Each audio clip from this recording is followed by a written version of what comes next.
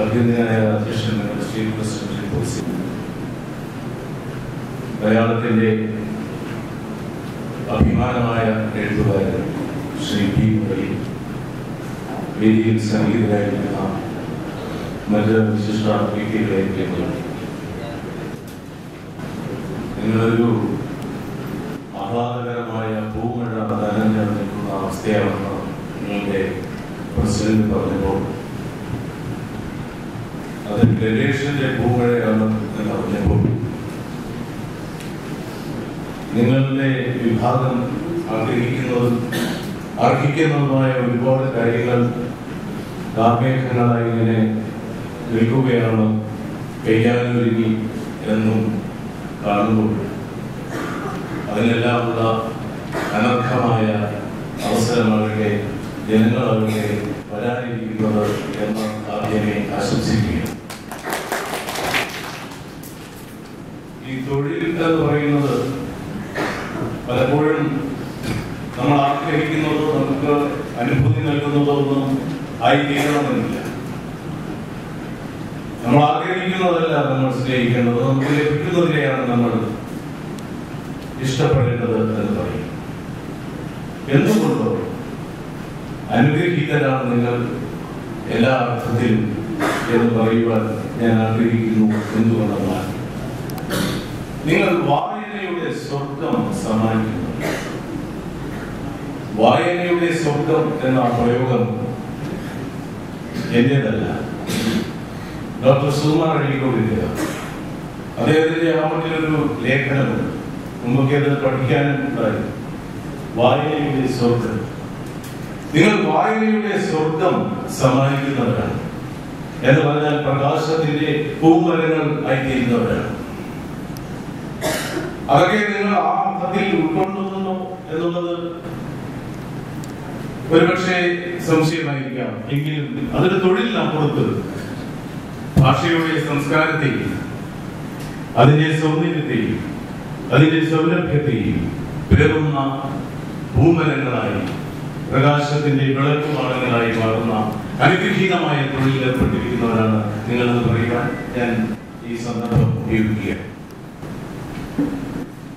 വായനയെ കുറിച്ച് പറയുമ്പോഴെല്ലാം വായന നഷ്ടപ്പെട്ടുകൊണ്ടിരിക്കുന്നതെന്നും വായന മരിക്കുകയാണെന്നും ഒക്കെ പറയുന്നുണ്ട്.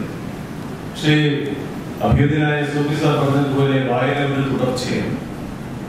അത് ഒരിക്കലും നഷ്ടപ്പെടുകയോ മരിക്കുകയോ ഒന്നുമില്ല. എങ്കിലും എന്തുകൊണ്ട് എന്ന് ചോദിച്ചാൽ വായന നൽകുന്ന അനുഭൂതി മണ്ഡലങ്ങൾ അത്രയേറെ മഹത്താണ്, ബൃഹത്താണ്. നമ്മുടെ ഭാവനയെ വികസനമാക്കുന്നത് വായനയാണ്. ഞങ്ങളൊക്കെ ബാല്യത്തിൽ ഇങ്ങനെ നോവലുകളും ചെറുകഥകളും ഒക്കെ വായിക്കുന്ന സമയത്ത് അതിലെ കഥാപാത്രങ്ങളുമായി അതിലെ കഥാന്തരീക്ഷവുമായി ഒക്കെ ഇടപെട്ട് അത് സൃഷ്ടിക്കുന്ന ഒരു വലിയ ലോകമുണ്ട്. വായന ഏറ്റവും മഹത്തായ കൃതിയിൽ തന്നെ തുടങ്ങണമെന്നില്ല. ഏത് സാഹിത്യമായാലും അത് വളരെ നമ്മുടെ ലളിതമായ പൈതൃകം എന്നൊക്കെ പറയുന്ന സാഹിത്യമായാൽ പോലും അത് വായനയുടെ മഹാലോകത്തിലേക്കുള്ള സൂചികയാണ്. എന്റെ വായന ആരംഭിക്കുന്നത് ഞങ്ങളുടെ പ്രദേശത്തുള്ള people's reading room arts and sports club എന്ന് പറയുന്ന ഒരു വായനശാലയിൽ നിന്നാണ്. അന്ന് ഞാൻ 7ാം ക്ലാസ്സിലും 8ാം ക്ലാസ്സിലും പഠിക്കുന്ന കാലത്ത് ഈ വായനശാലയിൽ പോയിട്ട് പുസ്തകങ്ങൾ നോവലുകൾ എടുത്ത് വായിക്കും. അന്ന് ഞാൻ വളരെ 7ാം ക്ലാസ്സിലെ ഒരു വിദ്യാർത്ഥി അല്ലെങ്കിൽ 8ാം ക്ലാസ്സിലെ ഒരു വിദ്യാർത്ഥി വളരെ ഉദാത്തമായ കാര്യങ്ങൾ വായിക്കണമെന്ന് ആരും നിർബന്ധം പിടിക്കുന്നത് എനിക്ക് തോന്നുന്നില്ല. ഞങ്ങളൊക്കെ അന്ന് വായിക്കുന്നത് ഇതുപോലെയുള്ള മുട്ടത്തോലയുടെയും കാലത്തിന്റെയും ഒക്കെ തരത്തിലുള്ള നോവലുകളാണ്. എന്റെ ഓർമ്മയിൽ തങ്ങി നിൽക്കുന്ന ഒരു അനുഭവം അവിടെ നിന്ന് തുടങ്ങുന്നതായിരിക്കും നല്ലതെന്ന് എനിക്ക് തോന്നുന്നു. ഞാനൊരു നോവൽ അന്ന് വായിക്കാനായിട്ട് എടുത്ത നോവലിന്റെ പേര് എന്നെ വല്ലാതെ ആവശ്യിച്ചു. നോവലിന്റെ പേര് തെറ്റാണ്. തെറ്റ് ശ്രീ ബി അയ്യത്തിന്റെ നോവലാണ്. അതിന്റെ സിനിമയൊക്കെ നോവലിന്റെ പേര് തന്നെ തെറ്റാണ്. തെറ്റെന്ന് കണ്ടിട്ട് അതെടുത്ത് വായിച്ചു തുടങ്ങിയപ്പോൾ നല്ല രസം. അത് ഒരു കോളേജ്, നിങ്ങളൊക്കെ വായിച്ചിട്ടുണ്ടോ, സിനിമ കണ്ടവരുണ്ടോ എന്ന് എനിക്കറിയില്ല. ഒരു കോളേജ് അവസാനിക്കുന്ന വർഷത്തിൽ നിന്ന് ദിവസത്തിൽ നിന്നാണ് നോവൽ ആരംഭിക്കുന്നത്. പ്രണയതാക്കളായ രണ്ടുപേർ, അതിലെ നായകനും നായികയും പിരിയുകയാണ്. കോളേജ് ജീവിതം അവസാനിക്കും. പക്ഷെ അവരൊരു തീരുമാനം എടുക്കില്ല. എന്താണ്? അവർ ജീവിതത്തിൽ ഒരുമിച്ചായിരിക്കും, വിവാഹം കഴിക്കും എന്നൊക്കെ തീരുമാനിച്ച് അന്നത്തെ അവസാനത്തെ ദിവസത്തെ വൈകുന്നേരം അവരിങ്ങനെ പിരിയാൻ മനസ്സനുവദിക്കാതെ അവരിങ്ങനെ അവർക്ക് ഹോസ്റ്റലിലേക്ക് പോകണം. അയാൾക്ക് എന്റെ നോട്ട് മുറിയിലേക്ക് പോകണം. പക്ഷെ പോകാൻ കഴിയുന്നില്ല. അതാണല്ലോ പ്രണയം എന്ന് പറയുന്നതിന്റെ ജീവമായ അനുഭവം. അപ്പോ അയാൾ ചോദിക്കുന്നു, നമുക്കൊരു സിനിമ ഉണ്ടാകും, ഫസ്റ്റ് ഷോയ്ക്ക് പോയാൽ. അവൾക്കും ഇതെന്താണ് ഇവിടെ ചോദിക്കാത്തതെന്നുള്ള മാനസികാവസ്ഥയിൽ ഇരുന്നോട്ട് പോലെ സമ്മതിക്കുന്നു. സിനിമ കാണുകയാണ്. അപ്പൊ അവരൊരു ധാരണയായിരുന്നു, ഇന്റർവെൽ വരുമ്പോ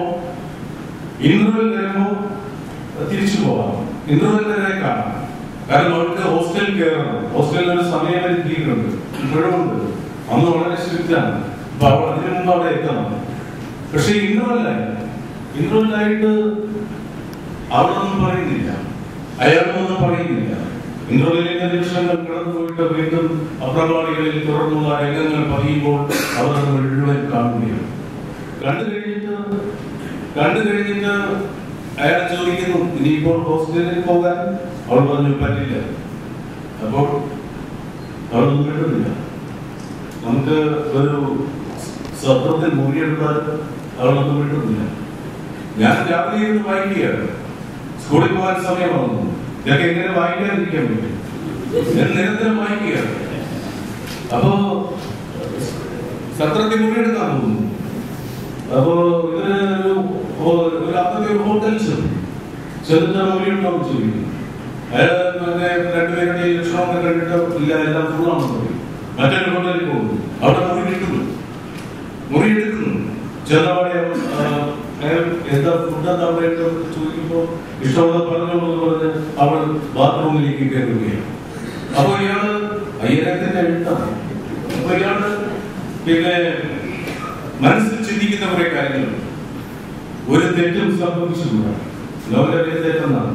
ഒരു തെറ്റും സംഭവിച്ചിട്ടുള്ള ഞാൻ ഇവിടെ വിവാഹം കഴിക്കും, അതുവരെയും ഒരു തെറ്റും സംഭവിച്ചുകൂടാ എന്ന് തീർച്ചയാക്കിയിട്ട് ഇറങ്ങിയിരിക്കും. അകത്ത് വെള്ളം വീഴുന്ന ശബ്ദം അതിനകത്ത് എഴുതാതിരിക്കാണ്. അപ്പൊ അച്ഛൻ വിളിച്ച് ചോദിക്കുന്നു, സ്കൂളിൽ പോകുന്നില്ലേ? വായിച്ചുകൊണ്ടിരിക്കുകയാണ്. വൈകിട്ട് വന്നിട്ട് വായിക്കും. അച്ഛൻ വിചാരിക്കുന്നത് സ്കൂളിലെ കാര്യങ്ങൾ വായിക്കുന്നത്. അകത്ത് വെള്ളം വീഴുന്ന ശബ്ദം. ഞാൻ പുസ്തകങ്ങളെടുത്ത് വെച്ചുകൊണ്ട് ഈ തെറ്റുകൂടെ ആദ്യമേ എടുത്ത് ബാഗിൽ വെച്ചു. സ്കൂളിൽ നിന്നും അപ്പൊ എന്റെ അടുത്തൊരു ചങ്ങാതി ഇരിപ്പുണ്ട്. ആ പുള്ളി എങ്ങനെയാണെന്ന് പറഞ്ഞത് ചിലരുടെ സിദ്ധികളാണ്. ആ പുസ്തകം തന്നെ എടുത്ത് തെറ്റോ എന്നൊക്കെ പറഞ്ഞ് അയാൾ ഞാൻ വായിച്ചതിന് ഒരു 6-7 പേജ് അപ്പുറത്ത് വായിച്ച് അത്ഭുത സ്തബ്ധനായി, നിരുദ്ധകണ്ഠനായി, വികാര വിശുദ്ധനായിട്ടൊക്കെ ഇരിക്കുന്നത്. അവിടെ ഞാൻ എത്തിയില്ല. ഞാൻ പറഞ്ഞത് അടച്ചു വയ്ക്കും. ക്ലാസ് തുടങ്ങും. സെക്കൻഡ് പീരീഡ് സയൻസ് ആണ്.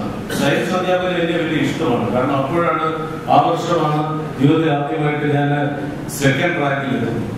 എന്ന് പറഞ്ഞാൽ അതിന് മുമ്പുള്ള വർഷങ്ങളെല്ലാം ഫസ്റ്റ് റാങ്കിലായിരുന്നില്ല. അപ്പോഴാണ് ആദ്യമായിട്ട് സെക്കൻഡിൽ എത്തിയത്. അതുകൊണ്ട് ഈ സാറ് എന്നെ കൂടെ ശ്രദ്ധിക്കും. ഹിപ്സ് അപ്പാരറ്റസ് ആണ് പഠിപ്പിക്കുന്നത്. ഹിപ്സ് അപ്പാരറ്റസ് കണ്ടിരിക്കുമല്ലോ. ഇനി 3 ഗർഭിണികളുടെ പേര് പോലെ 3 അതൊക്കെ അദ്ദേഹം വരയ്ക്കുകയാണ്. വരച്ച സൾഫൂറിക് ആസിഡ് ഉണ്ടാകുന്ന വിധം പഠിപ്പിച്ചുകൊണ്ടിരിക്കുമ്പോൾ എന്റെ അടുത്തിരുന്ന വായനാപ്രിയനായ സാഹിത്യതൽപരനായ ആ ചങ്ങാതിയുണ്ടല്ലോ, അവന് ഈ തെറ്റ് വലിച്ചു വാരിയെടുത്ത് ആ ഭാഗം മറ്റേ ഭാഗം വരച്ചുകൊണ്ടിരിക്കുന്നു. വായിക്കുന്നത് മാത്രമല്ല, അവൻ എന്റെ കാലിൽ കൂടെ ഈ പുസ്തകം എടുത്ത് വെച്ചിരിക്കുകയാണ്. ഞാനൊരു മനുഷ്യനില്ലേ, ഞാൻ അതിൽ നോക്കിപ്പോയപ്പോഴുണ്ട് അവര് കുളി കഴിഞ്ഞ് ഇറങ്ങിയിരിക്കുന്നു. അത് കഴിഞ്ഞുള്ള രംഗങ്ങളാണ്. അവിടെ അദ്ദേഹം ഹിപ്സ് അപ്പാരറ്റസ് വരച്ചുകൊണ്ടിരിക്കുന്നു. സൾഫൂറിക് ആസിഡ് ഉത്പാദിപ്പിക്കുന്ന വിധം പറഞ്ഞുകൊണ്ടിരിക്കുന്നു. സാധാരണയായിട്ട് ശ്രദ്ധിച്ചിരിക്കുമായിരുന്ന ഒരു കാര്യമില്ലെങ്കിലും ശ്രദ്ധിച്ചിരിക്കുമായിരുന്ന ഒരു വിദ്യാർത്ഥി എന്ന നിലയ്ക്ക് എന്റെ ശ്രദ്ധ ഇങ്ങോട്ടൊക്കെ പാടുന്നത് കണ്ടിട്ട് എന്റെ അടുത്തിരുന്നവരെ ശ്രദ്ധിച്ചു. അപ്പൊ അതിലങ്ങ് മുഴുവൻ സമർപ്പിച്ചിന്ന് വായിക്കുകയാണ്. കണ്ണൊക്കെ കണ്ടുപോലെ നിൽക്കുകയാണ്. ആ പ്രായമാണ്. എന്ന് അദ്ദേഹം പറഞ്ഞു അയാളോട്. അവരെഴുന്നേറ്റ് സാധനം താഴെ പോയി, തെറ്റ് താഴെ പോയി. അതേ അടുത്ത് വന്നു. ഈ പുസ്തകം എടുത്ത് അതിന്റെ തലക്കെട്ട് വായിച്ച് ഞെട്ടിപ്പോയി. തെറ്റ്, കാണിച്ചതും തെറ്റാണ്, വായിച്ചതും തെറ്റാണ്, വായിച്ചുകൊണ്ടിരിക്കുന്നതും തെറ്റാണ്. ഏറ്റവും പറഞ്ഞത് ഇവൻ പറയുകയാണ്, സാർ ഇയാൾ പറഞ്ഞു ഇപ്പൊ തന്നെ ഇതെടുത്ത് വായിക്കണമെന്ന്. നിങ്ങൾ രണ്ടുപേരും വളരെ അനായാസം ക്ലാസ്സിന് പുറത്തു പോകും. പക്ഷെ എന്റെ പ്രശ്നം അതല്ല, ക്ലാസ്സിന് പുറത്തായിരുന്നില്ല, സാർ ഈ തെറ്റുകൊണ്ടെന്ന്. അത് അതിന് വലിയ തെറ്റാണ്. തെറ്റെനിക്ക് എങ്ങനെ കൊടുക്കണ്ടേ? ഇതെനിക്ക് അവിടെ കൊടുക്കണ്ടേ? സാർ അതുകൊണ്ടത് പോയി. സാറിനോട് ചോദിക്കാനും ഒന്നുമുള്ള ധൈര്യമില്ല. ദിവസങ്ങൾ കടന്നു പോകും. അവന് പ്രശ്നമില്ല, അവൻ വേറെ എന്തൊക്കെ എടുത്ത് വായിച്ചുകൊണ്ടിരിക്കുകയാണ്. പക്ഷെ എനിക്ക് പുസ്തകം കൊടുക്കേണ്ട ദിവസമായി. ലൈബ്രറികൾ അങ്ങനെയാണ്, കൃത്യമായി അത് തിരിച്ചു കൊടുക്കണം, അല്ലെങ്കിൽ ഫൈൻ ഉണ്ടാക്കണം. മാത്രമല്ല ഫൈൻ ഉണ്ടാക്കി വീട്ടിൽ വന്നാൽ എടുത്ത പുസ്തകം ഏതാണെന്ന് അറിഞ്ഞാലുണ്ടാകുന്ന കുറെ ദിവസമായിട്ട് തകർത്ത വായനയായിരുന്നു വീട്ടിലെ. അപ്പോ ഒരു 10-20 ദിവസം കഴിഞ്ഞപ്പോൾ ഇവിടെ നിന്ന് ഒരു ശക്തി ആർജിച്ചത്. ഞാൻ സ്റ്റാഫ് റൂമിൽ ചെന്ന് ഈ അധ്യാപകനെ കാത്തു നിന്ന് അദ്ദേഹം ചീത്ത പറയുമായിരിക്കും, അദ്ദേഹം അടിക്കുമായിരിക്കും, അദ്ദേഹം ശിക്ഷിക്കുമായിരിക്കും, എന്തോ ആകട്ടെ ആ പുസ്തകം കൊണ്ട് എടുക്കാമല്ലോ, ഇതിനേക്കാൾ വലിയ ശിക്ഷ വീട്ടിൽ നിന്ന് കിട്ടാതെ ഇരിക്കാൻ ഇത് ഈ ശിക്ഷ അനുഭവിക്കാമല്ലോ വിചാരിച്ച് ഭയന്ന് ഈ അധ്യാപകനടുത്ത് ഞാൻ ചോദിച്ചു, സാർ ആ പുസ്തകം ഏത് പുസ്തകം? സാർ തെറ്റെന്ന് സാർ കൊണ്ടുപോയ പുസ്തകം ഞാൻ കടന്നുപോയത് പിന്നീടാണ്. ആ അധ്യാപകനെ ശിക്ഷിക്കുമെന്ന് വിചാരിച്ച് ഞാൻ അദ്ദേഹം എന്നോട് ഒരു മാപ്പപേക്ഷയുടെ സ്ഥലത്തിൽ അത് കാഴ്ച എഴുതി തന്നാൽ മതി, ഭാര്യയുടെ അന്യത്തെ വായിക്കാൻ. ഇതാണ് വായനയുടെ ഒരു സുഖം, അല്ലെങ്കിൽ വായനയുടെ സ്വർഗം. വായന എല്ലാ ആളുകൾക്കും വേണ്ടതാണ്, ഏകാന്തന്മാർക്ക് വേണ്ടതാണ്. കഴിഞ്ഞ ദിവസം ഒരു മീറ്റിംഗിൽ നമ്മുടെ ഭാഷാ ഇൻസ്റ്റിറ്റ്യൂട്ടിന്റെ കുറെ പുസ്തകങ്ങൾ പ്രകാശനം ചെയ്യുന്ന ഒരു മീറ്റിംഗിൽ ഇരിക്കുമ്പോൾ എന്റെ തൊട്ടടുത്ത് ഇരുന്നത് നമ്മുടെ ഇപ്പോൾ കഴിഞ്ഞ chief secretary Shri Bharat Bhushan, EK Bharat Bhushan. അപ്പൊ അദ്ദേഹത്തെ പഠിപ്പിച്ച പ്രൊഫസർ ശ്രീധരൻ, കേരളത്തിന്റെ ചരിത്രം എഴുതിയ ചരിത്രകാരനായ ശ്രീധരൻ എന്ന ആ മഹാ വ്യക്തിത്വത്തിന്റെ ഒരു പുസ്തകം അവിടെ പ്രകാശനം ചെയ്യും, നെപ്പോളിയനെ കുറിച്ചാണ്. വേറെയും 4 പുസ്തകങ്ങളുണ്ട്. അപ്പൊ ഈ നെപ്പോളിയൻ എന്ന പുസ്തകം ഏറ്റുവാങ്ങുന്നത് ഇദ്ദേഹമാണ്, ഭൂഷൺ സാറാണ്. എനിക്ക് കിട്ടിയത് കരിമ്പന എന്നൊരു പുസ്തകമാണ്. ഗവൺമെന്റ് പോലെ എനിക്ക് കിട്ടിയത് കരിമ്പനയാണ്. പിന്നെ അത് തികയില്ല എന്ന് തോന്നിയിട്ടാണ് വേറൊരു പുസ്തകം കൂടെ തന്നു, ജലപാഠം, ജലത്തെ കുറിച്ചുള്ള മുഴുവൻ. എന്റെ നോട്ടം മുഴുവൻ ഈ പഠിച്ച പുസ്തകത്തിലാണ് നെപ്പോളിയനെ എപ്പോഴും ആകർഷിച്ചിട്ടുള്ള, എന്റെ ചെറുപ്പം മുതൽ ആകർഷിച്ചിട്ടുള്ള. കാരണം ജീവിതത്തിൽ അസാധ്യം എന്നൊന്നില്ല എന്ന് പറഞ്ഞാണല്ലോ നെപ്പോളിയനെ ഇഷ്ടമാണ്. എന്റെ കണ്ണുമുഴുവൻ നെപ്പോളിയനിലായിരുന്നു. ഞാൻ അവിടെ പ്രസംഗിക്കുമ്പോൾ അത് 2-3 മിനിറ്റ് സംസാരിക്കേണ്ട കാര്യമില്ലായിരുന്നു. ഞാൻ പറഞ്ഞു, ഈ നെപ്പോളിയനിലായിരുന്നു വലിയ ശ്രദ്ധ, നെപ്പോളിയൻ കിട്ടുന്നതായിരുന്നു എന്റെ പ്രതീക്ഷ. വലിയ പുസ്തകമായതുകൊണ്ടല്ല, വലിയൊരു ചരിത്രകാരനാണ്, ചരിത്രത്തിന്റെ സ്തംഭമാണ്, ഒരു വലിയ ഇതിഹാസമാണ് നെപ്പോളിയൻ. പക്ഷേ ഈ നെപ്പോളിയൻ ചരിത്രത്തിന്റെ സ്തംഭം എന്ന് നമ്മൾ പറയുന്ന നെപ്പോളിയൻ ചരിത്രത്തെ കുറിച്ച് പറഞ്ഞാൽ എന്താണ് ഇപ്പോ? History is nothing, history is nothing but lies agreed upon. സുസമ്മതങ്ങളായ കള്ളങ്ങളാണ്, കള്ളങ്ങളുടെ സമാഹാരമാണ് ചരിത്രം എന്നാണ് അദ്ദേഹം ചരിത്രത്തെ കുറിച്ച് എന്തുകൊണ്ടും പറഞ്ഞത്. എന്നൊക്കെ പറഞ്ഞ് ഞാനത് പോയി. ആ സമയം മുതൽ ഒരാൾ അസ്വസ്ഥനാണ്. ഈ പുസ്തകം എഴുതിയ ശ്രീധരൻ സാർ വല്ലാതെ അസ്വസ്ഥനായി.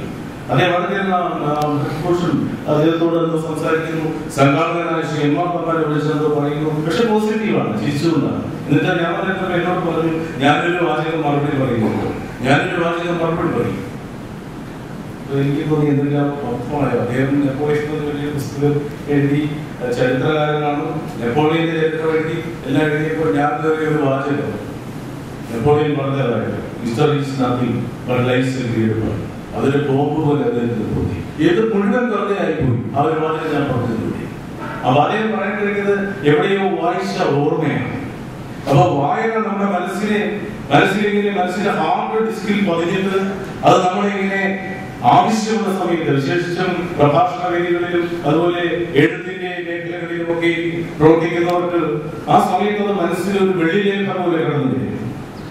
പണ്ട് വായിച്ചത് അത് വന്ന് വീണ്ടും അതൊരു സ്വർണ്ണ ബിംബമായി മാറുകയും ചെയ്യും.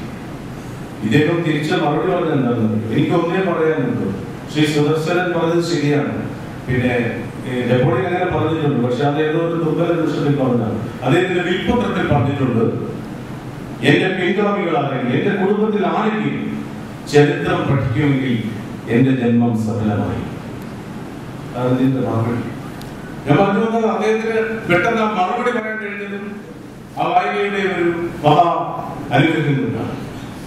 ഈ സമയത്ത് അവിടെ സന്നിഹിതനായിരുന്ന ശ്രീ രമേശ് ചന്ദ്രൻ എന്നെ ഞെട്ടിപ്പിച്ചുകൊണ്ട് ശ്രീ ഭരദ്ഭൂഷണോട് പറയുന്നു, നിങ്ങൾ കർണൻ വായിച്ചിട്ടുണ്ടോ? കർണൻ വായിക്കും. ആര് പറയുന്നു? നമ്മളെ ആക്കേണ്ടത് അത് പറയുന്നു. ശിവാജി സാവന്ത് എഴുതിയ കർണൻ. ആ പേരത്തെ നമുക്ക് ഓർക്കുന്നില്ലായിരുന്നു. ഒരു മറ്റൊരു മലയാളി അല്ലാത്തൊരു എഴുത്തുകാരാണ് അത് എഴുതിയെന്നാണ് പറഞ്ഞത്. കർണൻ എനിക്ക് വളരെ ഇഷ്ടപ്പെട്ട ഒരു കൃതിയാണ് കർണൻ, ശിവാജി സാവന്തിന്റെ കർണൻ. ഞാൻ ഈ രണ്ടാം മുഴ വായിച്ചതിന് ശേഷമാണ് ഈ കൃതി വായിച്ചത്. അപ്പൊ എനിക്ക് അങ്ങോട്ടുള്ള സംശയമാണ് ഇത്. കാരണം രണ്ടാം മുഴത്തിൽ എനിക്ക് പറയുന്നത് ഞാൻ ഇതൊക്കെ വായിച്ചിട്ടാണ് രണ്ടാം മുഴ എഴുതിയത്. ഇത് വായിച്ചതിന് ശേഷം എന്റെ സംശയം ഇത് വായിച്ചിട്ട് പിന്നെ എനിക്ക് എന്തിന് രണ്ടാം മുഴ എഴുതാൻ പോയിരുന്നതാണ്. ഇത്ര മനോഹരമായ കൃതിയാണ്. വളരെ എന്താണ് പറയേണ്ടത്, വളരെ വായന സുഖം നൽകുന്ന ചിന്തയുടെ പ്രസരം ഉള്ള ഒരു കൃതിയാണ് കർണൻ. ഈ കർണൻ തന്നെ ഞാൻ ഇന്ത്യയിൽ ഉപയോഗിക്കുന്ന 7ാമത്തെ കോപ്പിയാണ്. കാരണം ഞാൻ വീട്ടിൽ വരുന്ന ചില സുഹൃത്തുക്കളോട് കർണനെ കുറിച്ച് പലതും പറഞ്ഞതിന്റെ ഫലമായിട്ട് അവര് പിന്നെ പോകുന്ന പുസ്തകമല്ല. ഇന്നത് കരികയിക്കാണെന്ന് പറയേണ്ടതില്ലല്ലോ. പുസ്തകം വനിതാമിതം പരഹസ്തഗതം ഗതം എന്നാണ് കൊടുത്താൽ പോക്ക്. കുരിക്കൽ ശ്രീമാനെ ഇഷ്ടമുണ്ടായിരുന്ന ആദ്യകാലങ്ങളിൽ അദ്ദേഹത്തിന്റെ ആദ്യകാല കവിതകൾക്ക് ഇഷ്ടമുണ്ടായിരുന്നത് കവിതാസ്വാദകരായ സുഹൃത്തുക്കളാണ്. വിവാഹത്തിന് മുമ്പുള്ള ദിവസങ്ങളിൽ നാളുകളിൽ വീട്ടിൽ വരും. അവരുടെയും വിവാഹത്തിന് മുമ്പാണ്. വിവാഹത്തിന് ശേഷം അങ്ങനെ പോകാൻ പറ്റില്ലല്ലോ അവധി ദിവസങ്ങളിൽ. അങ്ങനെ വീട്ടിൽ വരുമ്പോൾ ഞാൻ ഈ കവിതകളൊക്കെ ചെയ്തു. ശ്രീകുമാരന്റെ അക്കാലത്തെ കവിതകൾ, 80കളിലെ കവിതകൾ, ജെസ്സിയൊക്കെ. അക്കങ്ങൾ അസ്വസ്ഥമാക്കുന്ന ജീവിത തർക്കങ്ങളിൽ പെട്ടു നീ മുഴങ്ങിയിടവേ അല്ലെ, നെഞ്ചോട് നെഞ്ചു കുടുങ്ങി അവസാനം മുന്തിരി പാത്രം എറിഞ്ഞുടച്ചിടവേ എന്നൊക്കെ പറയുമ്പോൾ ഈ കാവ്യാസ്വാദകന്മാർ ശ്രദ്ധയോടെ കേട്ടിരിക്കും. അതുപോലെ അദ്ദേഹത്തിന്റെ ആത്മഹത്യാവലം എന്ന് പറയുന്നത് കവിതയുണ്ട്. ആത്മഹത്യാവലത്തുന്നതിന്റെ മുമ്പ് ഇത് നമ്മൾ തന്നെ അന്ത്യസായന്തനം എന്നൊക്കെ ചൊല്ലുമ്പോൾ കേട്ടിരിക്കും. അപ്പൊ അതിന് ആത്മഹത്യ ചെയ്യാൻ പോകുന്നവന് ഇനി ഇല്ലാത്ത കാര്യങ്ങളാണ് പറയുന്നത്. സന്ധ്യയ്ക്ക് പോവില്ല, ഒത്തു നിൽക്കുകയില്ല, തുച്ഛം വരുത്തികൾ, നിന്നെ ഞാൻ വെട്ടി നീ കനി വേറെ തേടിയില്ല, ഏകടിശി പാട്ട് വരുത്തി വെക്കില്ല, പരസ്പരം പെയ്യുവാൻ. പിന്നെ അയലത്തെ ജാലക പഴുതിലൂടെത്തില്ല, അയൽവാസിയാം അന്യ പുരുഷന്റെ കൗശലം. ഭാര്യ പിന്നെ പുറത്തിറങ്ങി മുറ്റമടിക്കുകയോ പാത്രം തേക്കുകയോ അല്ലെങ്കിൽ ചെടിക്ക് വെള്ളം ഒഴിക്കുകയോ ഒക്കെ ചെയ്യുമ്പോൾ അയൽവാസിയായ ഒരു പുരുഷനുണ്ടാവും. അയാളുടെ ജാലകം തുറന്നിട്ടിട്ട് അയാൾ ഷേവ് ചെയ്യാൻ നിന്നിട്ട് എല്ലാ മൂളിപ്പാട്ടുകളൊക്കെ പാടിയിട്ട് നളിനമുഖി നിങ്ങളുടെ വീട്ടിൽ നാളാണ് ഞാൻ എന്നൊക്കെ പാടിയിട്ട് ഇവിടെ മനസ്സിനെ വൈകിട്ട് ഇതെല്ലാം ഇയാൾക്ക് തീയാണ്, ഈ ഭർത്താവിന് തീയാണ്. അതുകൊണ്ട് മരിച്ചു കഴിഞ്ഞാൽ പിന്നെ ഇതൊന്നും വിഷയമല്ല. അയലത്തെ ജാലക പഴുതിലൂടത്തിൽ അയൽവാസിയ അന്യ പുരുഷന്റെ കൗശലം. ഇതെല്ലാം പറഞ്ഞു കേട്ടിട്ട് ഈ ചങ്ങാതി ഈ പുസ്തകം കൊണ്ടാണ് പോകുന്നത്. അങ്ങനെ ആ പുസ്തകം എനിക്ക് 7 കോപ്പി വാങ്ങിയില്ല. ഞാൻ പറഞ്ഞു വന്നത് കർണനെ കുറിച്ച് നമ്മുടെ ഒരു മന്ത്രി ഇത്രയും വാചാലമായി സംസാരിക്കുകയും നമ്മുടെ രാജ്യത്തെ മുൻ ചീഫ് സെക്രട്ടറിയോട് നിർദ്ദേശിക്കുകയും ചെയ്യുന്നു എന്ന് പറയുമ്പോൾ വായനയുടെ സംസ്കാരമാണ് അവിടെ നമ്മൾ കാണുന്നത്. വായന നമുക്ക് നൽകുന്ന ഒരു വലിയ അറിവിന്റെ ലോകം, ആശയത്തിന്റെ ലോകം, ഒരു വലിയ ആസ്വാദനത്തിന്റെ ലോകം, ഒരു സംസ്കാരത്തിന്റെ ലോകം. ഞാൻ പല വീട്ടിലും പറഞ്ഞിട്ടുള്ളതാണ്. അച്ഛൻ വളരെ നിർബന്ധിച്ച് വളരെ ശ്രദ്ധിച്ച് പഠിപ്പിച്ചതാണ് ഡോക്ടറാക്കാൻ വേണ്ടി. ഞാൻ മറ്റൊരു ശ്രമത്തിൽ പറയുന്നു ആകാതിരിക്കാൻ. അങ്ങനെ യൂണിവേഴ്സിറ്റി ലൈബ്രറിയിലേക്ക് മെമ്പർഷിപ്പ് വന്നപ്പോൾ മലയാളം 10ാം ക്ലാസ് വരെ പഠിച്ചിട്ടുള്ളൂ. ഹിന്ദിയിലേക്കാണ് എന്നെ കൊണ്ടുപോയത്. കാരണം കൂടുതൽ മാർക്ക് ഹിന്ദിക്കാണ്. മലയാളം എങ്ങനെ എഴുതിയാലും നമ്മുടെ മലയാള അധ്യാപകന്മാർക്ക് മാർക്ക് കൊടുക്കുകയില്ല. ഹിന്ദിയിലേക്ക് പോയി പിന്നെ ബോട്ടണി എടുത്ത് യൂണിവേഴ്സിറ്റി കോളേജ് വന്നപ്പോൾ ഞാൻ പോയത് യൂണിവേഴ്സിറ്റി ലൈബ്രറിയിലാണ്. ലൈബ്രറിയിൽ മെമ്പർഷിപ്പ് എടുത്തവരുടെ ഏറ്റവും കൂടുതൽ ബോട്ടണിയെ കുറിച്ചും സുവോളജിയെ കുറിച്ചും ഒക്കെ പഠിക്കാൻ വേണ്ടിയാണ്. ഞാൻ ചെന്നത് മലയാളം ഡിപ്പാർട്ട്മെന്റിലാണ്. അവിടെ ചെന്നിട്ട് കുഞ്ചൻ നമ്പ്യാരുടെ തുള്ളൽ കൃതികൾ ഒരാവശ്യമില്ല. കുഞ്ചൻ നമ്പ്യാരുടെ തുള്ളൽ കൃതികളൊക്കെ എടുത്ത് വായിക്കുക. ആശാനക്ഷരം 1 പിഴച്ചാൽ 51 പിഴയ്ക്കും ശിഷ്യന് ഒക്കെ കേട്ടപ്പോ രസം തോന്നി. തമ്പ്രാനൽപ്പം കണ്ട് ഭുജിച്ചാൽ അമ്പലവാസികളൊക്കെ കേൾക്കും. എത്ര രസകരമായ കൈയിലിരിക്കും കനകമുപേക്ഷിച്ചീയം തേടി നടപ്പവരുണ്ട്. ഇത് ഈ വരികളൊക്കെ നമുക്ക് ജീവിതത്തിൽ പലരുടെയും ജീവിതാനുഭവങ്ങൾ കാണുമ്പോൾ പലരുടെയും ജീവിതാനുഭവങ്ങൾ കാണുമ്പോൾ ഡൈവേഴ്സ് ഒക്കെ കാണുമ്പോൾ ഈ വരികളാണ് ഓർമ്മ വരുന്നത്. കൈയിലിരിക്കും കനകമുപേക്ഷിച്ചീയം തേടി നടപ്പവരുണ്ട്. എന്തെല്ലാം ജീവിത തത്വങ്ങൾ, സാരങ്ങൾ, സാരോപദേശങ്ങൾ ആ പുസ്തകങ്ങളിലുണ്ട്. എന്തെല്ലാം സ്നേഹമില്ലാമുള്ള പെണ്ണിന് തന്നെ ദേഹത്തെ അർത്ഥം പകർന്നു കൊടുക്കിലും പകുതി ശരീരം കൊടുത്താലും എല്ല് പോലും വശത്താകില്ല എന്നല്ല കൊല്ലുവാൻ കൂടി ശ്രമിച്ചു വന്നവരാണ്. ഇതൊക്കെ വായിച്ച് പിന്നെ ചങ്ങമ്പുഴയുടെ ഇതൊക്കെ വായിച്ച് ചങ്ങമ്പുഴയുടെ കൃതികളൊക്കെ വായിക്കുമ്പോൾ ഭയങ്കര രസമാണ്. പ്രായത്തിന് അനുയോജ്യമായ കൃതികളാണ്. നമ്മളിപ്പോൾ വായിക്കുമ്പോൾ ആ പ്രായത്തിലേക്ക് പോകുന്നത് തരത്തിലുള്ള കൃതികളാണ്. പ്രണയലോലനായ ഓമനെ നിന്നടുത്തിരവിലിരുന്നു ഞാൻ എത്തും. ഒരു പെൺകുട്ടിക്ക് എഴുതി കൊടുക്കുക. പ്രണയലോലനായ ഓമനെ നിന്നടുത്തിരവിലിരുന്നു ഞാൻ എത്തും. മണിയറവാതിൽ അടച്ചിരുന്നാലും അകത്ത് വന്ന് ഞാൻ നിൽക്കും. അതെങ്ങനെയാണോ? മണിയറവാതിൽ അടച്ചിരുന്നാലും അകത്ത് വന്ന് ഞാൻ നിൽക്കും. അധരമൽപ്പവും അനങ്ങിടാൻ വിളിച്ചു നിന്നെ ഉണർത്തും. അതും ഇങ്ങനെയാണെന്ന് പറഞ്ഞു. അവസാനത്തെ വരികയാണെങ്കിൽ ഒരു പിടിയും കിട്ടുന്നില്ല. അതിനെ നീ പോലും അറിയാതെ നിന്നെ ഉണർന്ന് ഞാൻ ഉടൻ പോലും. ചങ്ങമ്പുഴ അവസാനം വന്ന രോഗം ഏതാണെന്നും കഴിയുമായിരിക്കും. ക്ഷയമാണ്. എങ്ങനെ വന്നുവെന്ന് ഈ വരികളിലൂടെ മനസ്സിലാക്കുന്നു. അപ്പോ വായനയുടെ ഒരു വസന്തം സൃഷ്ടിച്ച നാളുകളാണ് ഇത്. നമ്മുടെ ജീവിതത്തിൽ പറഞ്ഞാലോ പുതിയ അർത്ഥതലങ്ങൾ സമ്മാനിക്കും, പുതിയ സൗഖ്യം സമ്മാനിക്കും. നിങ്ങൾ ലൈബ്രറിയന്മാരുടെ പ്രശ്നങ്ങൾ പറഞ്ഞു. പ്രശ്നം നിൽക്കുന്നില്ല. ലൈബ്രറിയന്മാരുടെ പ്രശ്നങ്ങൾ പറഞ്ഞു. ഇതിന്റെ ഈ ഗ്രഡേഷനെ കുറിച്ച് പറഞ്ഞു. എനിക്കും ഗ്രഡേഷനെ കുറിച്ച് ഗ്രേഡുകൾ എന്തിനാണ് 4 ഗ്രേഡുകൾ അല്ലേ?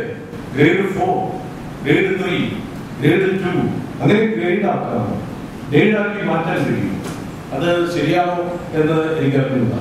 ലൈബ്രറി എന്ന് പറയുന്നത് തന്നെ ആ പുസ്തകം സമ്മാനിക്കുന്ന, പുസ്തകങ്ങൾ തെരഞ്ഞു കൊടുക്കുന്ന പുസ്തകങ്ങൾ. ഇപ്പോ ലൈബ്രറിയിലേക്ക് ആളുകൾ തരുന്നത് ഈ സൂപ്പർ മാർക്കറ്റിൽ പോകുന്നില്ല. നമുക്ക് ഇന്ന കമ്പനിയുടെ ഇന്ന സാധനം വേണം, ആ കമ്പനിയുടെ ഈ സാധനം വേണം. എനിക്ക് ക്ലോസപ്പിന്റെ ഡീപ് ആക്ഷൻ വേണം. ഡീപ് ആക്ഷൻ ക്ലോസപ്പ് ദന്തശുദ്ധി വരുത്തുന്ന ആ ഓയിന്റ്മെന്റിന് ഡീപ് ആക്ഷൻ തന്നെ വേണം. ചോദിച്ചു വന്നതാണ്. അതേ സൂക്ഷ്മതയോടെ, അതേ സൂക്ഷ്മമായ ഏകാഗ്രതയോടെ ഒന്ന് പുസ്തകങ്ങൾ എടുത്തു പോകുന്നവരുണ്ട്. ഇന്ന പുസ്തകങ്ങൾ ഞങ്ങളൊക്കെയാണ് ലൈബ്രറി പോകുമ്പോൾ അങ്ങനെയല്ല. ഷെൽഫുകളിൽ ഇങ്ങനെ അലയും. ഷെൽഫുകളിൽ നിന്നും നല്ല നല്ല പുസ്തകങ്ങളുടെ ഖനികൾ, നല്ല നല്ല അമൂല്യമായ പുസ്തകങ്ങൾ ഷെൽഫിൽ നിന്ന് കണ്ടെത്തുകയാണ്. ഇപ്പോൾ അതല്ല. ഇപ്പോൾ ഇന്ന പുസ്തകം വായിക്കാൻ വേണ്ടി വരികയാണ്. പുസ്തകങ്ങൾ ആളുകൾ വാങ്ങുന്നുണ്ട്, ഇഷ്ടംപോലെ വാങ്ങുന്നുണ്ട്. പക്ഷെ അത് വായിക്കപ്പെടുന്നുണ്ടോ എന്നുള്ളത് അറിയില്ല. വായിക്കപ്പെടുകയും വേണം പുസ്തകങ്ങൾ. ഇപ്പൊ ഉജ്ജയിനി എന്ന് പറയുന്ന പുസ്തകം മൊയ്തീൻ ഇറങ്ങിയ സമയത്ത് എനിക്ക് പരിചയമുള്ള 16 പേര് എന്റെ 16 കോപ്പി കൊണ്ടുവന്നിട്ടുണ്ട്. 16 ദിവസം കഴിഞ്ഞാൽ ഉജ്ജയിനി വായിച്ചു ചോദിച്ചപ്പോൾ വായിക്കണം. 2 വർഷം കഴിഞ്ഞ് ചോദിച്ചപ്പോഴും വായിക്കണം എന്നാണ് പറയുന്നത്. പുസ്തകം കൊണ്ടുവന്ന് വെക്കുകയാണ്. ഈ പുസ്തകം വായിച്ചത് കൊണ്ട് കാര്യമില്ല. പുസ്തകം വായിക്കുന്നത് കൊണ്ട് മാത്രം കാര്യമില്ല. അതിന്റെ ആശയങ്ങൾ അവരുടെ സംസ്കാരത്തിലേക്ക് പടരണം. അതൊരു പുതിയ സംസ്കാരമായി മാറണം. അതുകൊണ്ടാണ് വളരെ പണ്ഡിതനായ ഒരാള് മരിച്ചപ്പോൾ, വളരെ പണ്ഡിതനായ ഒരാൾ മരിച്ചപ്പോൾ വേറൊരാൾ പറഞ്ഞത് ഒരു അലമാരയ്ക്ക് തീ പിടിക്കുന്നു എന്നാണ് പറഞ്ഞത്. കാരണം ഇയാളുടെ അലമാരയായിരുന്നു. പുസ്തകങ്ങൾ സൂക്ഷിക്കുന്ന ഒരു അലമാര. പുസ്തകങ്ങൾ മനസ്സിലോ ഹൃദയത്തിലോ സൂക്ഷിച്ചു മാത്രം. അതിൽ നിന്നും ഒരു സാധനം പോലും പുറത്തു വന്നില്ല. അയാളുടെ സംസാരത്തിലോ അയാളുടെ ഇടപെടലിലോ അയാളുടെ സ്നേഹപ്രസമായ പെരുമാറ്റത്തിലോ ഒന്നും ഈ വായിച്ച പുസ്തകത്തിലെ ഒരു അംശം പോലും പുറത്തു വന്നില്ല. അപ്പൊ പുസ്തകങ്ങൾ നമുക്ക് ഒരു വലിയ സംസ്കാരം ഉണ്ടായിരുന്നു. ഈ അധ്യാപകർ നിങ്ങളിങ്ങനെ ഈ പുസ്തകങ്ങൾ കൊടുക്കുമ്പോൾ ചോദിക്കുന്ന പുസ്തകങ്ങൾ കൊടുക്കുന്നവർ മാത്രമല്ല ഈ ലൈബ്രറി എന്ന് പറയുന്നത്. അവർക്ക് സജസ്റ്റ് ചെയ്യാൻ കഴിയും. ഈ പുസ്തകം വായിച്ചു നോക്കും. ലൈബ്രറി പുസ്തകമെല്ലാം വായിച്ചിട്ടുണ്ട്. അദ്ദേഹത്തിന് ആ വരുന്ന ആളിന് ഉപകാരപ്രദമായ അയാളുടെ അഭിരുചിക്ക് അനുസരണമായ പുസ്തകം എടുത്ത് കൊടുക്കാൻ കഴിയും. പക്ഷേ നിർഭാഗ്യം എന്ന് പറയുന്നത് നമ്മുടെ സ്കൂളുകളിൽ, നമ്മുടെ കോളേജുകളിൽ ലൈബ്രറി തസ്തികയില്ല എന്നുള്ളതാണ് ഞാൻ മനസ്സിലാക്കുന്നത്. അല്ലേ? ലൈബ്രറി തസ്തികയില്ല. ഇപ്പോ പ്ലസ് ടുവിലൊക്കെ ഹയർ സെക്കൻഡറി വന്നപ്പോൾ അവരുടെ സ്പെഷ്യൽ കോഴ്സിൽ ലൈബ്രറി തസ്തിക ഉൾപ്പെടുത്തിയിരുന്നു എന്നാണ് എന്റെ ഓർമ്മ. പക്ഷെ ഇപ്പോഴും വന്നിട്ടില്ല എന്നുള്ളതാണ് എന്റെ അറിവ്. ശരിയല്ലേ? സ്കൂളിൽ ആരോഗ്യം എടുത്തു കൊടുക്കുകയാണ്. അങ്ങനെയാണ് പണ്ടൊരിക്കൽ സ്കൂളില് പിന്നെ ഡ്രിൽ സാറിനായിരുന്നു ഇതിന്റെ ചാർജ്. പുസ്തകം ഡ്രിൽ സാറാണ് ഓൾ ഓഫ് യു സ്റ്റാൻഡേർഡ് എന്നൊക്കെ പറയുന്ന ഡ്രിൽ സാർ എന്ത് ചെയ്തെന്ന് ചോദിച്ചാല് പെൺകുട്ടികളും ആൺകുട്ടികളും പഠിക്കുന്ന സ്കൂളായിരുന്നു. നല്ല സ്കൂളായിരുന്നു. അതിലൊരു കുട്ടിയോട് പുള്ളിക്കാരൻ അയാൾക്ക് ഇഷ്ടമുള്ള ഒരു കുട്ടിയോട് കൽക്കരുന്ന കുട്ടിയോട് പുസ്തകം എടുത്ത് ചോദിച്ചു, കുട്ടിക്ക് ഭർത്താവ് വേണമെന്ന് ചോദിച്ചു. പുസ്തകത്തിന്റെ പേര് ഭർത്താവ്. കുട്ടിയാകട്ടെ DPIയുടെ മകളായിരുന്നു. എന്റെ സമയം നോക്കിയോ, ഹസ്ബൻഡ് തിമിരിയിലൊക്കെ അപ്പോഴേ സസ്പെൻഷൻ കേസ്. അപ്പോ പ്രിൻസിപ്പാളോട് കൊടുത്തോണ്ടാണ് ഒരു ലൈബ്രറിയിൽ അങ്ങനെ ചോദിക്കുകയില്ല. ആ നാട്ടിൽ പുസ്തകങ്ങളെ അതിന്റെ എല്ലാ അർത്ഥത്തിലും എല്ലാ മൂല്യങ്ങളോടെയും ഉൾക്കൊള്ളുന്നവരാണ് ലൈബ്രറിമാർ. ബർത്തോൾഡ് എന്ന് പറയുന്ന ഒരു ജർമ്മൻ കവി പറഞ്ഞത് പട്ടിണിയായ മനുഷ്യ, നിനക്കിതാ ഒരു പുതിയ ആയുധം, ഇത് നീ കയ്യിലെടുത്തുകൊള്ളുക. പുസ്തകം അതാണ് നിന്റെ പുതിയ ആയുധം. പട്ടിണിയായ മനുഷ്യ. ശക്തമായ വാക്കുകളാണ്. നമ്മുടെ അംബേദ്കർ, ഹേംജി റാവു അംബേദ്കർ, ഇന്ത്യൻ ഭരണഘടനയുടെ ശില്പി, അദ്ദേഹം പറഞ്ഞത് പുസ്തകങ്ങൾ ലോകത്തിന്റെ വെളിച്ചമാണ്. ലോകത്തിന്റെ വെളിച്ചമാണ് പുസ്തകങ്ങൾ. അതുകൊണ്ട് ഞാൻ പുസ്തകങ്ങളെ സ്നേഹിക്കുന്നു. പുസ്തകങ്ങളെ സ്നേഹിക്കുന്നവരാണ് നിങ്ങൾ ഓരോരുത്തരും.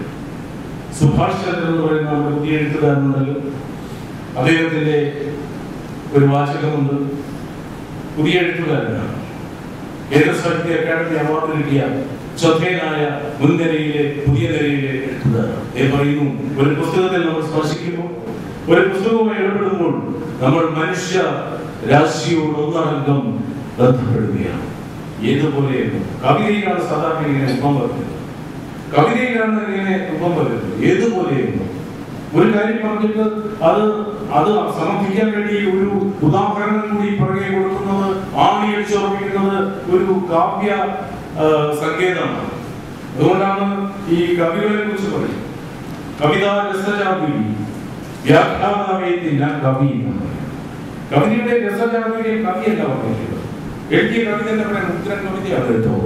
ഒരു മനോഹരമായ ഞാൻ എഴുതിയൊന്നും പറയില്ല, അങ്ങനെ പറയാൻ പാടില്ല.